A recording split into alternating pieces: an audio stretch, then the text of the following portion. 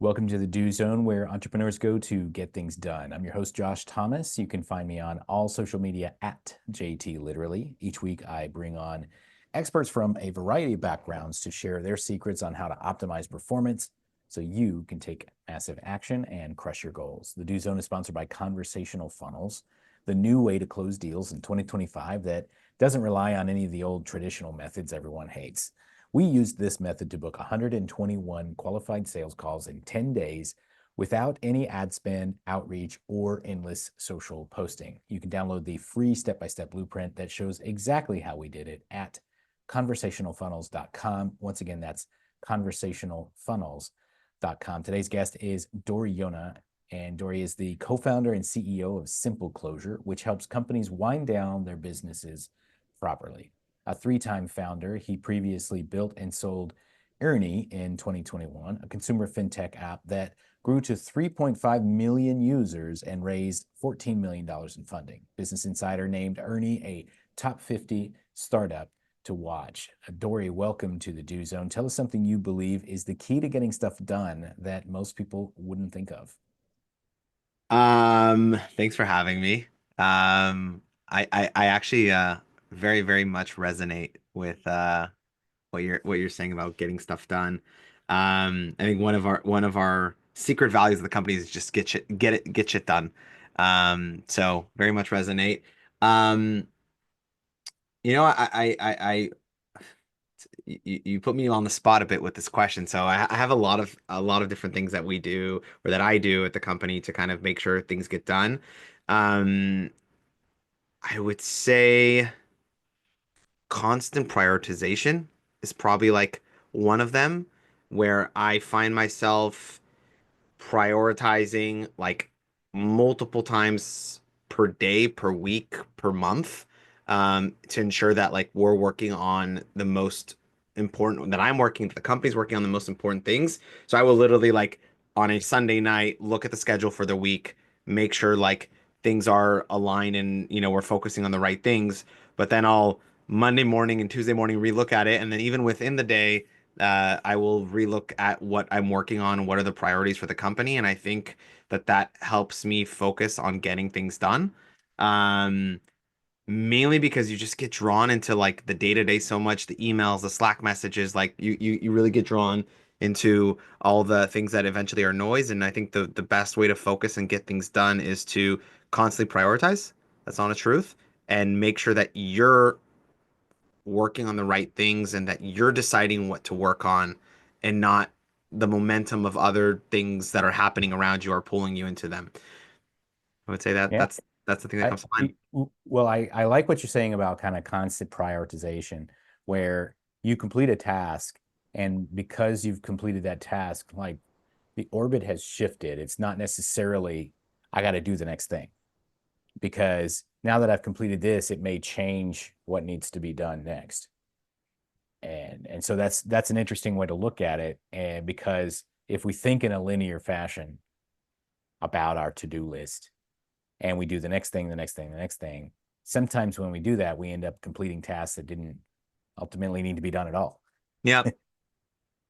Yeah, totally. And I think by, by forcing yourself to stop and reprioritize, like what was important yesterday, especially at early stage, might not be the most important thing today. And so it really challenges you kind of to think long and hard about what am I working on? What is the team working on? And if we're working on the things that actually move the needle. Mm-hmm. Yeah. Indeed.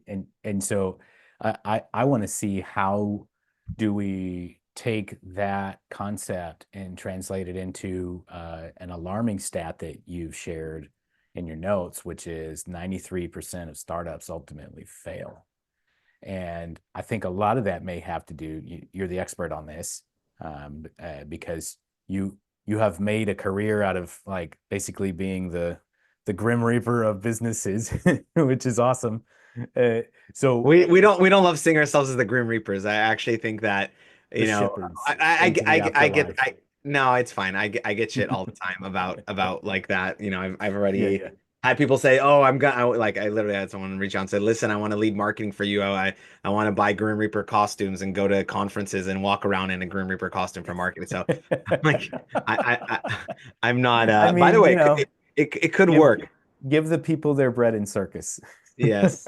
But I actually just on that point, I think like, we help a company shut down, but I see us a much more of a fresher breath air that gives founders the peace of mind to move on to what's next. But yeah, I'll let you. Sorry to cut you off there, but No, no, it's a no. um, I'm asking you, like, yeah, as far as startups beginning business, they have this great idea and then they ultimately fail.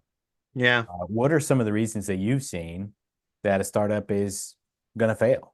Yeah, look, it's a great question. There's ultimately many different factors and influences that can, you know, support, I wouldn't say support, but could lead a startup to fail.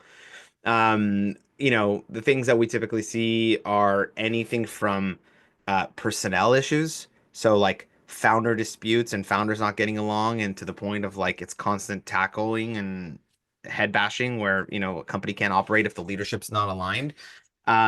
We've seen things like irresponsible management of the burn rate of the company. So Mhm. spending, too much money, not doing it in a responsible manner, spending budgets on the wrong things that don't necessarily drive impact or move the needle for the company. We've seen, obviously companies that have not found product market fit, um, not able to raise additional funding, some cases just timing. They have a great product, a great execution, and they're just off with timing. And then I would say execution is another reason, like poor execution, factors a lot into some of the reasons that we see companies shut down. Yeah, and I think that there's something to be said about, and I'm having conversations with a lot of entrepreneurs about this right now, where you are a great financial advisor, or you're a great plumber, or you're a great accountant, or whatever it is that you're great at. And in order to be successful in business, you also have to be great at sales and marketing. You also have to be great at operations and human resources and all of these other things. And if you're not great at that and you're wearing that hat, that's a problem. Yeah. And so it's like sometimes we're trying to do things that we're not built to do or we're not really trained to do. And how much has that contributed to some of the failures? Yeah, look, it's a good point. I would say, especially at early stage startups, at the beginning of the business, yes, you're wearing many, many, many different hats. I would argue and say that if you are focused on the core of what you're building and finding product market fit, those other things that you're not good at, one, they matter less than the long-term success of the company. Two, if you find product market fit and you have momentum and you're growing, because early stage, like if you find product market fit, the momentum naturally comes. The question then is, can you scale the business beyond, the first million in revenue to 10 million in revenue? But getting to that first million, if you find product market fit, you'll typically be able to generate the initial revenue. Then you have the ability to um, hire people to help you with those things. Um, and so I think that, that's something that if you overcome the product market fit uh, issue, you can hire people to support you with those things. So I don't actually think that those are things that like will contribute to the success or fail of the business if Mm, the core business is there. right. You could just hire like for your weaknesses, which is what I think you're expected to do in those cases. So yeah, you can't be like, I didn't learn HR. I'm not an HR person, right? Like, Yeah. but I can, once the company picks up momentum, there's product market fit, which is what I'm focusing on. Like entrepreneurs truly are focused on solving pain points, like in solving problems, right? So if we can focus on solving a problem, if we can solve that problem, then we can start to gain momentum. By the way, I don't have an HR problem until I have or enough employees where I start to have HR problems, but I won't have Mhm. enough employees to hire if I don't solve product market fit, where I need employees to help build, to help support customers, to generate revenue to do those things. So it's kind of like um, one thing leads to another, which leads to another. But I think again, if you are hyper focused on solving your core business and the pain points that customers have, then you can hire people, which then will require you to have an HR person. But again, I think it kind of justifies if the business is growing. Yeah, it makes a lot of sense. And so when, regardless of what happens or why it happened, there occasionally comes a time, because 93% of startups fail, where you got to shut down the business. And a lot of people just, well, if I just turn around and don't look at it, it'll go away, right? So And that's so not it necessarily the turns out case. that that's not the case. Turns out that's not the case. No, it And turns out that's not so, the case. why, Yeah. first of all, why is that not the case? And what are the risks of just walking away from a sinking ship versus what you do, which is make sure that it gets closed down Yeah. properly? Yeah. That's a great question. So, look, I didn't understand the breadth of the problem and the space until I actually went through this myself. So, I'm to your point, you said at the beginning, I'm like a third time founder. I've had the privilege of selling a company, I've had the privilege of shutting one down. And the process of shutting down a company was probably like the biggest shit show I ever went through in my life. It was manual, it was bureaucratic, it was cumbersome, it was emotional. And I thought, like, what's the big deal? Like, just shut down the company, right? Turns out it's not that easy. And I went through that experience and kind of felt it firsthand. Then what I did is I started spending time with other entrepreneurs that have gone through the process to pick their brain and see if they've went through the same pain that I went through. And it turns out that literally every single founder, every single lawyer, every single investor that I spoke to said that shutting down a company was probably like the most painful and annoying part of their job. And if you actually look at the stats, to your point, 93% of startups fail, and every year in the US, there's between 700,000 to a million companies that shut down. So that's like how big the market is and the problem is. Um, and it turns out that you can't just walk away, because what actually people don't realize is once you've incorporated and you created that entity, you actually have a relationship between you and the state in which you incorporated in. So you have that liability towards the state. The state honestly doesn't care if you're Google or you're a accountant with a small business. Um, from their perspective, you're still a line item in their a database, and you still have a requirement to file paperwork, to pay the taxes, to pay fines. Like, to them, it doesn't matter how big or small you are. You still have that liability as a business owner, to take care of that entity. And the thing that can get really messy is, depending on what you don't properly shut down, it could pierce the corporate veil, which means the whole point of an entity or a company is it protects you personally. But in some cases, if you don't take care of things properly, it actually pierces that veil. And you could be, you know, they could come for you personally, and come against you personally and actually pierce the corporate veil. So it can get really, really messy. I've seen examples where entrepreneurs or founders like just let it sit or thought that it wasn't a big deal, only to get liens on personal property from the state months or years later on their house, on their car, because things were not done properly. Really, like, one of the things we really, really advise entrepreneurs and founders in the ecosystem is like, make sure you do it, you take care of it. Like, the amount of horror stories and pain points we've heard from founders and entrepreneurs, either trying to do it themselves or just dropping it and thinking it'll go away, is enormous. And so, yeah. Yeah, it makes sense. And so, and it's one of those things that, just like I want to start a company, I'm not thinking about all of these other things that I have to deal with. I'm definitely not thinking about the process I'd have to go through to shut the company down. Like, who wants to think about that? And that's Yeah, where you come in. And so, exactly. when does it make sense to engage with somebody like you, and how do we do that?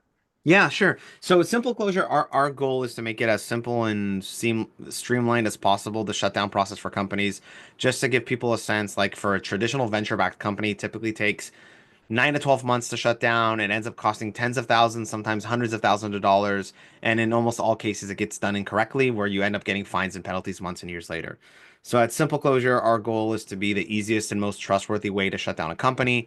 We do it in a fraction of the time, usually in days or weeks, compared to months or years. We do it for a fraction of the cost, and most importantly, we use technology and a team of experts to make sure it's done correctly. Um, and just some additional background on the company, like last year alone, we came out of stealth in late 2023, but last year alone, we helped over 500 companies shut down, from stealth Whoa. to like where we are today. Yeah, so we had massive growth in the last year and a bit. When does it make sense to get involved?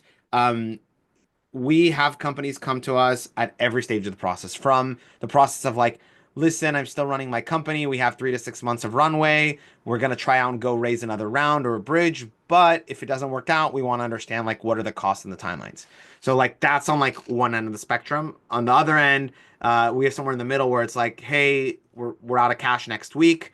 We're probably gonna have a board meeting and decide to shut down. So we'd love to talk to you guys. And then even on the far end, we're like, we actually shut down a year ago or stopped operating a year ago. And I never cleaned this up, and I'm getting fines and penalties from the state now. I just want this to go away. Can you help us properly shut it down? So we kind of see it across that entire spectrum.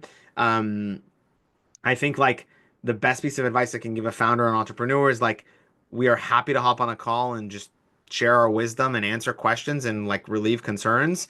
I think shutting down is one of those things where you don't know what you don't know, because you've typically not been through it. So you don't know what to expect and how long does it take and how much does it cost and like all these things. And sometimes the scariest things are the things that you don't know. And by actually knowing, it actually relieves a bit the stress and the fear.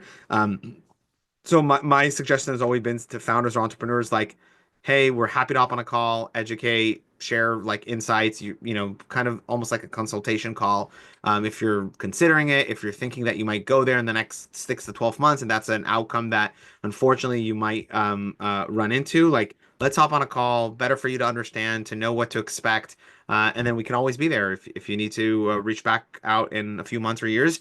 We say this, and we hope we like when customers reach out at that stage, like we really hope that we don't talk to them again. We want them to succeed. We want them to thrive.